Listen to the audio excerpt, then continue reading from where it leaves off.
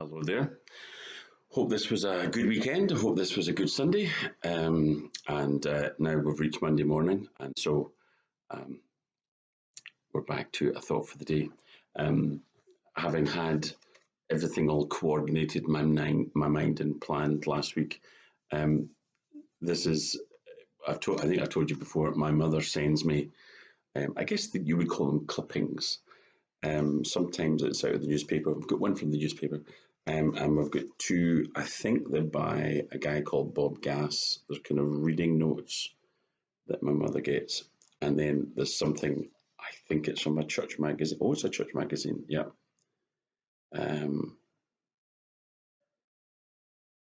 and I think it's Anstruther Parish Church, and I'm thinking it must be about 20 years ago. But she's obviously kept it and sent it back to me now. So we've got one or two things here which I just I wanted to share. Um, I'm not sure if they are. They certainly they weren't sent by my mum on the theme of humility, but they all seem to have a similar idea. So this morning's theme is humility, and there's various bits and pieces that she's sent. I should explain why I'm doing this. I don't always, if I'm being honest, I don't always like these. Um, but I know my mother does. And so I think that must indicate there must be other people like her. So if I'm doing this as a thought for the day, then there must be folks who actually quite like this stuff. And so I try and find ones that I like. And sometimes I do, and sometimes I don't. This morning's theme, humility. I dreamed death came to me the other night, and heaven's gates swung wide. An angel with a halo bright then ushered me inside. And there, to my astonishment, were folks I'd judged and labelled as quite unfit, of little worth, or spiritually disabled. Indignant words rose to my lips, but never were set free. For every face showed stunned surprise, 'cause no one expected me. I can identify with that one. That's the thing. I can preach on heaven and I can preach on us going there. I just can't actually quite see myself, and I'm sure that's some kind of flaw. But the fact is, maybe expecting to be there, maybe that's a similar flaw as well.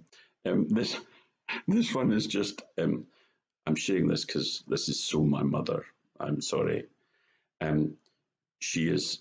She is. How would one put it? She's good at grammar, and this is so her. I just thought I had to read it. These last 7 months have been horrendous. I'm giving up drink for a month. That makes it sound quite perky and positive until he adds, "Oh, sorry, bad punctuation. I'm giving up, full stop, capital D, drinking for a month." Get your punctuation right. It makes the sentence understandable. Um,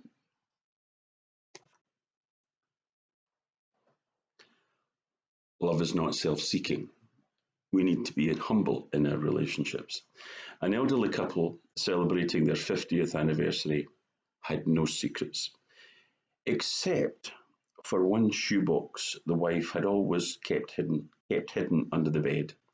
She agreed to her husband that on this 50th anniversary he could look inside. When he found what he found inside the box was inexplicable. Two crocheted dolls and £25,000 in cash. Years ago, his wife explained, my mother told me there is a secret to a happy marriage. You must never argue. Instead, when you get angry, I should simply keep quiet and crochet a doll. Her husband was obviously delighted. She'd only been angry at him 2 times in the 50 years of their marriage.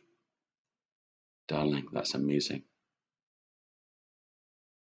That explains the dolls, he said. But what about the $25,000? What about the £25,000? Oh, she replied, smiling. That's the money I get from all the dolls that I sell. So, humility is obviously important in our marriage relationships as well. This one is a bit more motivational and a bit more significant. Famous people and individuals from the past. A woman went shopping one day and came home with a very expensive dress. And her budget-conscious husband was very upset and demanded to know why. What on earth possessed you? She said, the devil made me do it. He asked, well, when the devil made you do it, did you not say to the devil, get behind me, Satan? Whereupon she replied, yes, I did. But when Satan was behind me, he said the dress looked good from the back as well as the front. So he made me buy it. Satan is an expert at distorting the truth by getting us to blame circumstances and other people for our mistakes. We should have the humility to accept our mistakes. As Albert Ellis observed, the best years of our lives are the ones in which you decide your problems are your own. You don't blame them on your upbringing or the ecology or the government. You realize you control your own destiny. Florence Nightingale, hero nurse of the Crimea War, said, I attribute my success to one thing. I never gave and I never took an excuse. When someone messes up, they admit that they've done wrong and they ask for forgiveness. Because humility demands that we do nothing else. I'm not sure about those kind of everything's down to you. The reality is some people, and I would say I've known some of them, some people have a very, very hard start in life. And that start can be attributed to the circumstances of their life, their parents and where they were. But where I think that kind of inspiration does take us and point us in the right direction is ultimately what we have to do is make the most of what we have. My mother will always point to the fact that it was her mother that was the smartest person in our family. And there were lots of people in our family. And so now, as somebody who went to university, and I was the first in my family to do so, and I now have children who have gone to, well-known universities. The important thing is that you come with a humility that recognizes it's what people do when they persevere and things aren't in their favor,